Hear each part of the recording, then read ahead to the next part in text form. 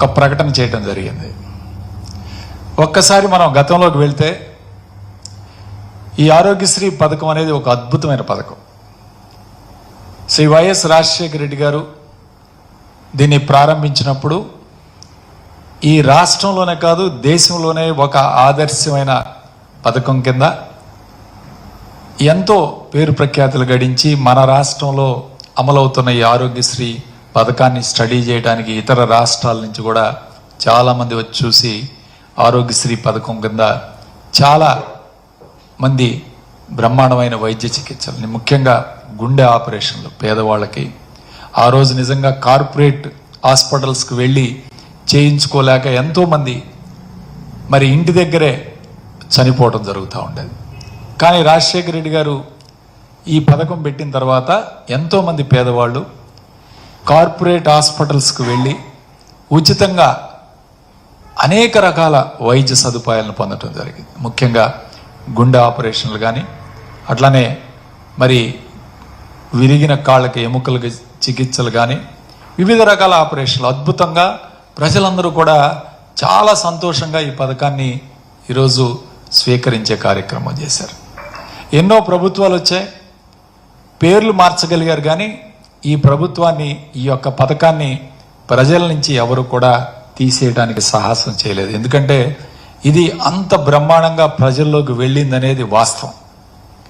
అయితే ఇప్పుడు ఈ కూటమి ప్రభుత్వం ఈ ఇన్సూరెన్స్ ప్రీమియం చేసి ఇన్సూరెన్స్ సంస్థలకి కేటాయించాలని, ఈ ఆరోగ్యశ్రీ పథకాన్ని ఈరోజు నిర్వీర్యం చేయాలని జరుగుతుందని చెప్పి ఈరోజు ఈ వైఎస్ఆర్ కాంగ్రెస్ పార్టీ భావిస్తుంది. ఎందుకంటే మనకు తెలుసు ఇన్సూరెన్స్ కంపెనీలు ఈరోజు ప్రతి కుటుంబానికి కూడా ఈ రాష్ట్రంలో 25 లక్షల వరకు కూడా వాళ్ళు ఉచితంగా వైద్య సేవలు పొందడానికి ఈ పథకం ద్వారా ప్రభుత్వం ఆల్రెడీ అన్ని చర్యలు తీసుకుంది. గత ప్రభుత్వం ఈరోజు ఇన్సూరెన్స్ కంపెనీకి కేవలం 5 లక్షల రూపాయల వరకే ఈ కుటుంబానికి లబ్ధి చేకూరుందని చెప్తా ఉన్నారు, ఒక్కొక్క కుటుంబానికి.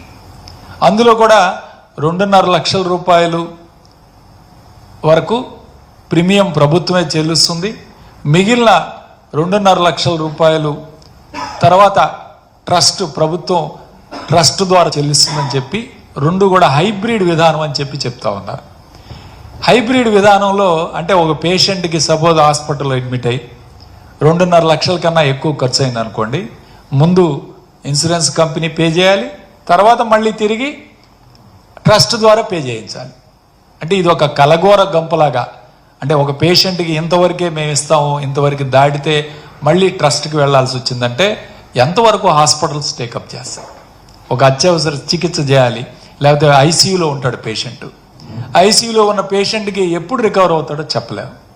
అలాంటి పేషెంట్లకి 2.5 లక్షల వరకే మేము ప్రీమియం చెల్లించాము, ఇన్సూరెన్స్ కంపెనీ ఇస్తుంది, మళ్ళీ తిరిగి దీన్ని ట్రస్ట్కి రాయండి అని చెప్పి మళ్ళీ తిరిగి 2.5 లక్షల రూపాయల తర్వాత ట్రస్ట్కి రాయటం ఎంతవరకు పేషెంట్స్ దగ్గర వర్కౌట్ అవుతుంది? అట్లానే దాదాపు 3,250 ప్రొసీజర్లు ఉన్నాయి ఈరోజు ఆరోగ్యశ్రీలో. ఇప్పుడు ఇన్ని ప్రొసీజర్లకి ఒక ఇన్సూరెన్స్ కంపెనీ ఇస్తుందా మీరు చెల్లించే ప్రీమియానికి? ఈరోజు మీరు ఇంకొక ఉదాహరణ, కాక్లియర్ ఇంప్లాంటేషన్ దాదాపు 6.5 లక్షల రూపాయలు ఒక్కొక్క చెవుకి, 2 చెవులు కలిపితే 11 లక్షల వరకు కూడా ఈరోజు ఆరోగ్యశ్రీ ట్రస్ట్లో వస్తుంది. ఎంతవరకు ఇన్సూరెన్స్ కంపెనీలు ఈ అమౌంట్లు చెల్లించుకోవాలి? బోన్ మ్యారో ట్రాన్స్ప్లాంటేషన్ లాంటి చికిత్సలు చాలా పెద్ద పెద్ద ఖర్చు అవుతుంది, దాదాపు 11 లక్షల నుంచి 15 లక్షల రూపాయలు ఖర్చు అవుతుంది. వీటన్నిటినీ తీసుకొచ్చి ఈరోజు ప్రీమియం చెల్లించి ఇన్సూరెన్స్ కంపెనీ చెల్లించాలంటే ఎంతవరకు సబ్బు? ఒక్కసారి ఆలోచన చేయండి. ఇన్సూరెన్స్ కంపెనీల్లో జబ్బు 60 సంవత్సరాలు దాటిన వాళ్ళకి ఇన్సూరెన్స్ చేయరు, ఏజ్ లిమిట్ పెడుతుంది. మనకు హాస్పిటల్స్కి వచ్చేవాళ్ళు చాలామంది 60 సంవత్సరాలు దాటిన వాళ్ళు ఉంటారు, వాళ్ళ పరిస్థితి ఏంటి? అట్లానే మీరు ఇంకొకటి గమనిస్తే, ఇంతకుముందు జబ్బు ఉంటే దానికి ఇన్సూరెన్స్ వర్తించదని చెప్తారు. అంటే ఆల్రెడీ ప్రీ డయాగ్నోజ్ డిసీజులు ఉంటాయి కొంతమందికి, వాటన్నిటికీ ఇన్సూరెన్స్ కంపెనీ ఇన్సూరెన్స్ ఇవ్వదు ముందే ఉంటే. రెండోది, మీరు ఇంకా ముఖ్యమైన విషయం, ఇన్సూరెన్స్ ప్రీమియం చెల్లించిన తర్వాత సంవత్సరం తర్వాత చికిత్స ఎలిజిబుల్ అయ్యే జబ్బులు ఉంటాయి, కొన్ని 3 సంవత్సరాల తర్వాత ఎలిజిబుల్ అయ్యి ఉంటాయి. సపోజ్ ఉదాహరణకి మనం టోటల్ హిప్ రీప్లేస్మెంట్ తీసుకుంటే ఇన్సూరెన్స్ కంపెనీ ఈరోజు మనం ఆరోగ్యశ్రీలో ఉన్నది ఈ యొక్క టోటల్ హిప్ రీప్లేస్మెంట్. దీనికి 1 సంవత్సరం ముందు ప్రీమియం చెల్లిస్తే కానీ సంవత్సరం తర్వాత కానీ ఎలిజిబిలిటీకి రాదు. ఇలాంటివి ఎన్నో ఉన్నాయి. కొన్ని 3 సంవత్సరాల తర్వాత వస్తాయి ఇన్సూరెన్స్ కంపెనీకి. వీటన్నిటికి కూడా ఇవాళ మరి 3 సంవత్సరాల దాకా వాళ్ళు చికిత్స చేయించుకోకుండా ఉండాలంటే ఎంతవరకు ఉంటారు? సో ఈ విధంగా ఇన్సూరెన్స్ కంపెనీలు ఎలా ఉంటాయండి, ఎప్పుడు ఎగ్గొడదామా డబ్బులు హాస్పిటల్కి, ఎప్పుడు ఏ ప్రొసీజర్ని మనం ఆపేద్దామా, చిన్న చిన్న లోపాలను కూడా ఎత్తి చూపించి ఈరోజు ఇన్సూరెన్స్ కంపెనీ చాలా క్యాన్సిల్ చేసిన సందర్భాలు కూడా చాలా ఉన్నాయి. క్లెయిమ్స్ క్యాన్సిల్ చేసిన క్లెయిమ్. ఈరోజు చక్కగా ఆరోగ్యశ్రీలో ఏదైనా పొరపాటు జరిగి చికిత్స సరిగ్గా లేకపోయినా డాక్టర్గా హాస్పిటల్కి వాళ్ళు తగ్గించి ఇస్తున్నారు. సో తగ్గించి ఇచ్చే పేమెంట్ వలన కొంతవరకు హాస్పిటల్స్ కూడా న్యాయం జరుగుతుంది. సపోజ్ ప్రొసీజర్ కరెక్ట్గా లేదు, లేదా పోస్ట్ ఆఫ్ ఎక్స్రే బాగలేదు, పోస్ట్ ఆఫ్ రిజల్ట్ బాగలేదు, మనం ఇవ్వాల్సిన క్లెయిమ్లో తగ్గించి ఇస్తున్నారు ట్రస్ట్ ద్వారా. కానీ ఇన్సూరెన్స్ కంపెనీలో పూర్తిగా దాన్ని వ్యతిరేకించి జీరో చేసి అసలు డబ్బులు ఇవ్వకుండా ఎగ్గొట్టాల్సిన కార్యక్రమం ఉంటుంది. అప్పుడేంటి హాస్పిటల్స్ యొక్క పరిస్థితి?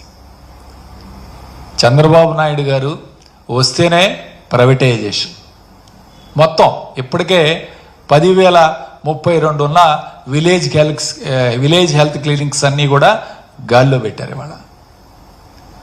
చాలా అద్భుతమైన ఈ విలేజ్ హెల్త్ క్లినిక్. ఎందుకంటే నాకు తెలిసి చాలామంది పేదవాళ్ళు, ముఖ్యంగా బీపీ షుగర్ ఉన్నవాళ్ళు ఈరోజు హాస్పిటల్స్కి వెళ్ళటంలా, వాళ్ళు అక్కడికి వెళ్ళి మందులు తెచ్చుకుంటూ ఉన్నారు.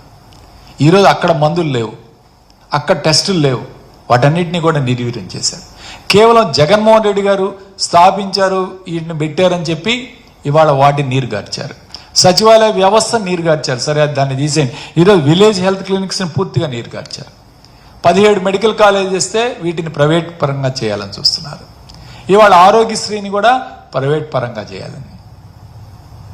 ఇవాళ అన్నీ ప్రైవేట్ చేస్తే అంటే ఒక ప్రభుత్వం, నాకు తెలిసి ప్రజాస్వామ్యంలో ఆరోగ్యాన్ని విద్యని ప్రభుత్వమే ప్రతి పేదవాడికి కూడా అందించాలి. అలాంటిది ఇవాళ వీటిని కూడా ప్రైవేటైజేషన్ చేయాలి. వీటిని కూడా ప్రైవేటైజేషన్ చేస్తే ఇక ప్రభుత్వం ఏం చేస్తుందండి? ఒక్కసారి ఆలోచన చేయండి. ఈరోజు ఈ రాష్ట్రంలో 1,50,00,000 కుటుంబాలు ఉన్నాయి. మీరు ప్రీమియం చెల్లిస్తా ఉన్న 2,500 రూపాయలు ప్రీమియం ఒక్కొక్క కుటుంబానికి చెల్లిస్తాలని మీరు భావిస్తున్న లెక్కల ప్రకారం చూస్తే టోటల్గా ప్రీమియం చెల్లించాల్సిన అమౌంట్ చూస్తే 3,750 కోట్ల రూపాయలు వస్తుంది. మనకయ్యే ఖర్చు 4,000 కోట్లు ఆరోగ్యశ్రీలో. ప్రీమియంకి దీనికి రెండిటికి పెద్ద తేడా లేదు. సో మీరు ఇవాళ ఈ ఆరోగ్యశ్రీని కూడా ప్రైవేటీకరణ చేసి హాస్పిటల్స్ అన్ని ఇన్సూరెన్స్ కంపెనీల చుట్టూ తిరిగి వాళ్ళ యొక్క నిబంధనలకు కట్టుబడి ఈరోజు ఎన్ని హాస్పిటల్స్ ఎన్ని క్లెయిమ్స్ తెచ్చుకోగలదు? అదే ప్రభుత్వం ఉందనుకోండి, ఈరోజు కోవిడ్ లాంటి మహమ్మారి వచ్చింది. కోవిడ్ వచ్చినప్పుడు ఇమీడియట్గా కోవిడ్ 700 చికిత్సలు మనం ఆరోగ్యశ్రీలో చేర్చగలిగాం ఇమీడియట్గా. కానీ ఒక ఇన్సూరెన్స్ కంపెనీ ఉంటే ఇన్ని జబ్బుల్ని ఒక్కసారి చేర్చాలంటే వాళ్ళు కొంత సమయం పడుతుంది. ఒక 6 నెలల్లో సంవత్సరం అంటారు. ఆ సంవత్సరం తర్వాత కోవిడ్ ఉండదు, కోవిడ్ మళ్ళీ వెళ్ళిపోయిందంటే ఉపయోగం ఉండదు. సో ప్రభుత్వానికి ఒక అవకాశం ఉంటుంది ఏదైనా జబ్బుని చేర్చడానికి కానీ, లేకపోతే ఏదైనా అత్యవసర పరిస్థితుల్లో కొన్ని జబ్బుల్ని ఈ యొక్క ట్రస్ట్ కింద తీసుకొచ్చి చికిత్స అందించడానికి ప్రభుత్వానికి ఒక అవకాశం ఉంటుంది. కానీ ఇక్కడ ఇన్సూరెన్స్ కంపెనీలో అటువంటి అవకాశమే ఉండదు. ఇవాళ ఆలోచన చేయాలి ఇవాళ మనం అంతా కూడా. అట్లానే మరి దాదాపు ఇవాళ ఇంకా మీరు 100 రూపాయలు 1000 రూపాయలకి చికిత్స, దీన్ని కూడా ట్రస్ట్ కింద తీసుకురావడం జరిగింది. ఈరోజు 1000 రూపాయలు అంటే ఇన్సూరెన్స్ కంపెనీ యాక్సెప్ట్ చేసే పరిస్థితి ఉండదు. చిన్న చిన్న జ్వరాలకు కానీ చిన్న చిన్న జబ్బులకు కానీ ఇందులో కవరేజ్ తీసుకొచ్చే కార్యక్రమం చేస్తున్నాం.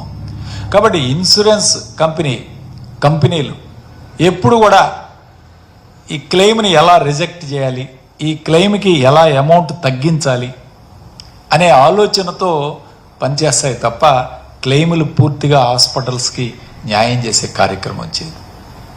కాబట్టి మేము మా వైఎస్ఆర్ కాంగ్రెస్ పార్టీ తరఫున ఒకటే కోరుతున్నాం, మీరు దయచేసి ఆరోగ్యశ్రీ లాంటి గొప్ప పథకాన్ని ఇలాంటి పథకాన్ని కూడా నిర్వీర్యం చేసి ఇదేదో వైఎస్ఆర్ కాంగ్రెస్ పార్టీ మరి ఒక అద్భుతమైన పథకంగా దీన్ని తీర్చిదిద్దారు.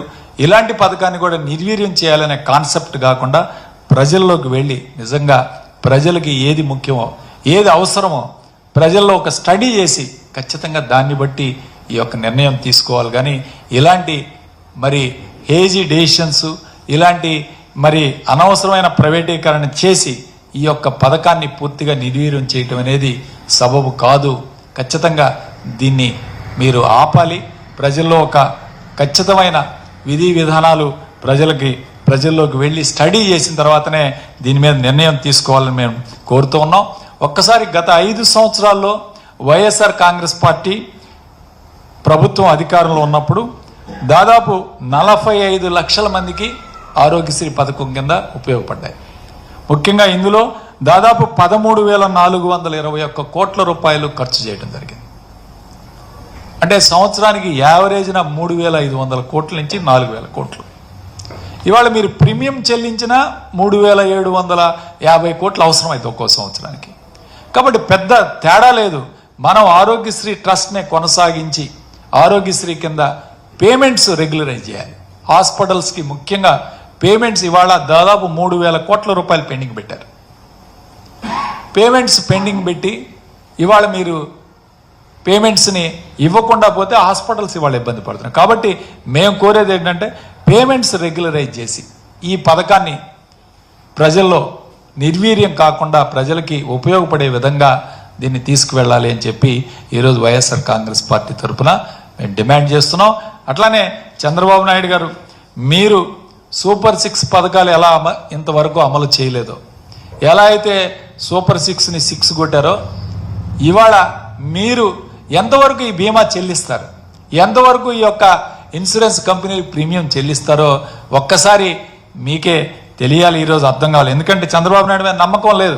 మాట చెప్పిన తర్వాత ఆయన ఎప్పుడు కూడా నెరవేరుస్తాడనే ఒక నమ్మకం లేదు. ఈరోజు పంటల బీమాలే చేయలేని ఈ ప్రభుత్వం నిజంగా ప్రజలకి ఈ యొక్క ప్రీమియం ఆరోగ్యశ్రీ పథకానికి ప్రీమియం చెల్లిస్తుందా? చెల్లించకపోతే మొత్తం కూడా ప్రజలందరూ కూడా ఇబ్బంది పడే పరిస్థితి. కాబట్టి ఖచ్చితంగా ఒకటే చెప్తా ఉన్నాం, మీరందరూ కూడా ఆరోగ్యశ్రీని కొనసాగించి ఈ యొక్క మళ్ళీ 3 నెలల తర్వాత ఇంప్లిమెంట్ చేస్తాం, 3 నెలలకి ఆలోచన చేస్తాం అంటున్నారు. ఇంతవరకు హాస్పిటల్స్కి 3,000 కోట్లు పే చేయలేదు. ఇవాళ వాళ్ళందరూ కూడా జనవరి 16వ తారీఖు నుంచి మేము ఆరోగ్యశ్రీ సేవలు క్లోజ్ చేస్తామని ఆల్రెడీ అల్టిమేటం ఇచ్చారు ప్రైవేట్ హాస్పిటల్స్ యజమాన్యం. మీరు మరో 3 నెలలు ఎక్స్టెన్షన్ అంటున్నారు. మరి ఈ 3 నెలలు ఏం కావాలి? పేషెంట్స్ ఎంత ఇబ్బంది పడుతున్నారు.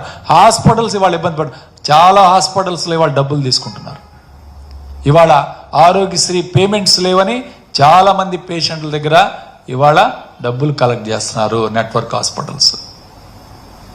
ఈ విధంగా కలెక్ట్ చేసుకుంటా పోతే ఎక్కడికి వెళ్తుంది ఈ పథకం?